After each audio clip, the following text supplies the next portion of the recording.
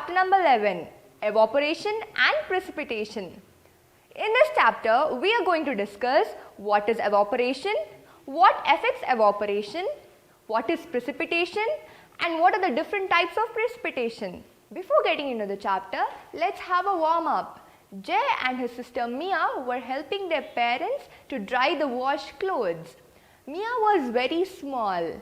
She was just putting the clothes on the clothesline.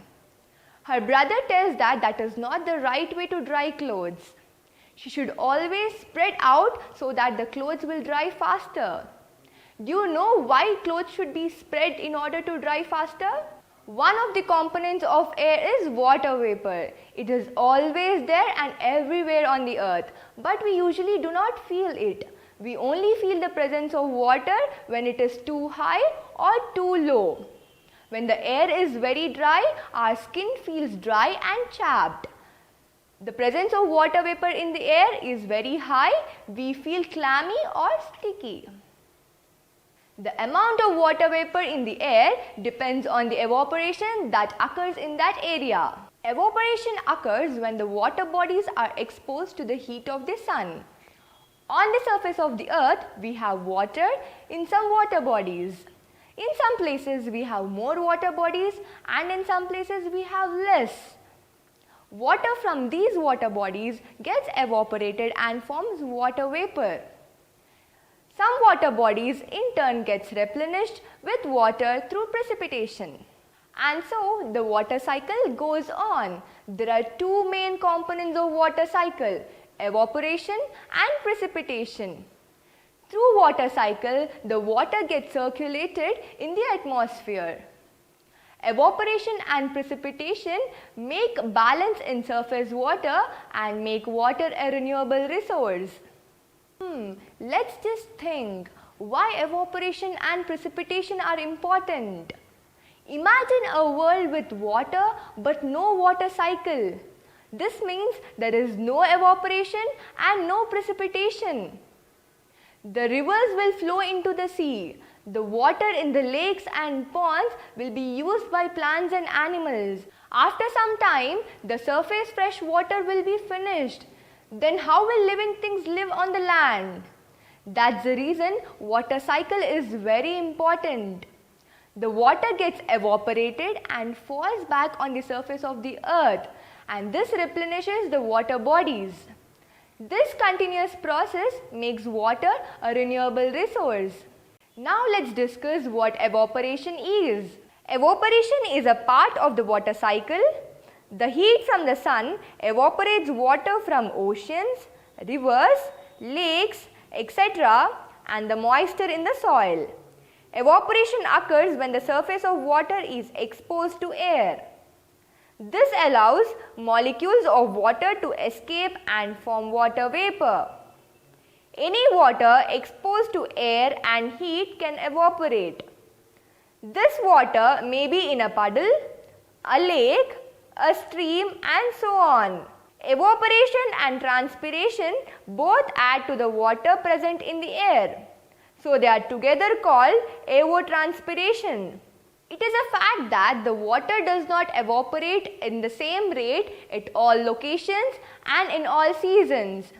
The rate of evaporation depends on some factors. They are wind. Wind assists evaporation. Evaporation is faster on a windy day.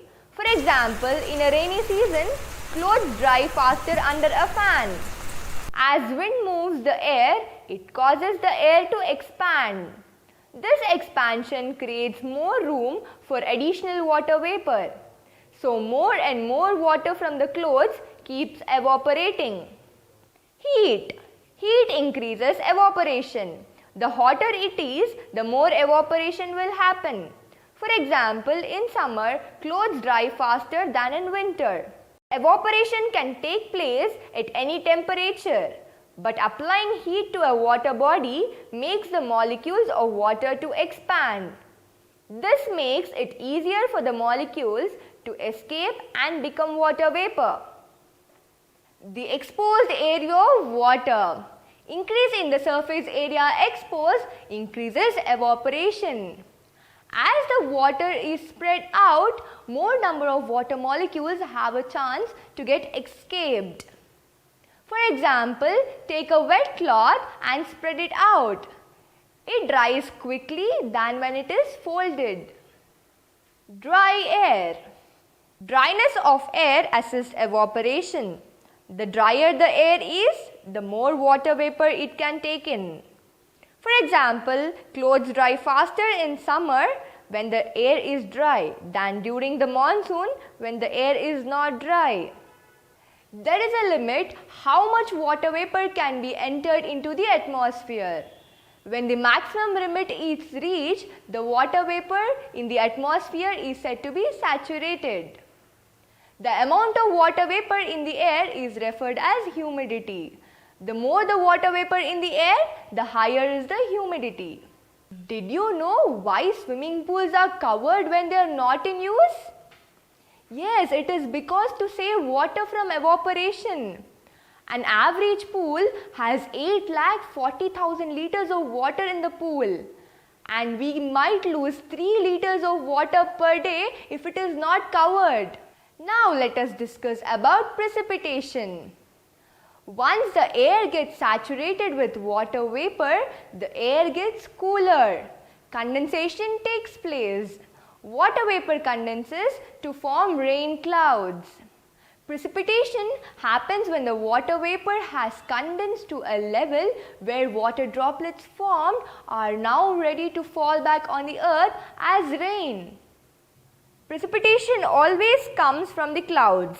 Not all clouds can cause precipitation. All clouds have raindrops in them, but they are not big or heavy enough to fall to the surface. You can easily spot a rain cloud. Most of the clouds are white and look like fluffy balls of cotton, but rain clouds are grey. The darker is the color, the more it will rain.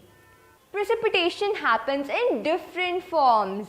Each precipitation is unique with certain characteristics. The main type of precipitations are rain, snow, sleet, freezing rain and hail. Rain. Rain is the most common type of precipitation in our atmosphere. In raindrops of the liquid water fall on the earth. There are two forms of rain, showers and drizzles. A shower lasts a brief period of time. It usually is made up of large heavy drops. A drizzle lasts longer. It made up of small and fine droplets of water. Snow. Snow forms when water vapor turns into ice. Snow may take the form of ice pellets or snowflakes. As snow falls to the ground, it melts on the warm surface of the earth. If the surface of the earth is cold, the snow begins to pile up and create snow drifts. These snow drifts may reach some meters in depth. Sleet. Sleet is a mixture of snow and rain. The raindrops pass through a liquid form before freezing. This makes the sleet dense and heavy. Here is a tidbit of this chapter. The process by when the ice crystals and rain droplets form in saturated rain clouds, the process is called Wegener-Bergeron-Feinstein process. It is also called cold rain process. Freezing rain. Freezing rain is also called a glaze. It takes place when water droplets become very chilled. They do not freeze in the air, but freeze when they strike an object like a road or a car. Glaze can make roads very slippery and you may not open a car. Hail. Hails are big ice crystals formed in the clouds and fall on the earth's surface. Hail forms during very high wind. When the ice crystals form and fall, the wind pushes them back into the clouds.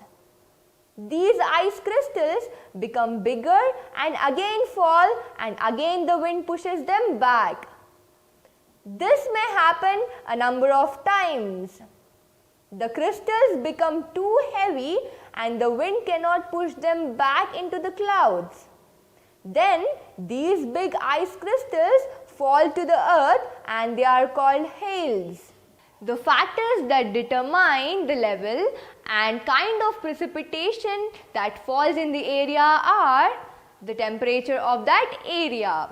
The temperature affects the amount of precipitation occurs there. That is, the hotter the place is, the more water gets evaporated.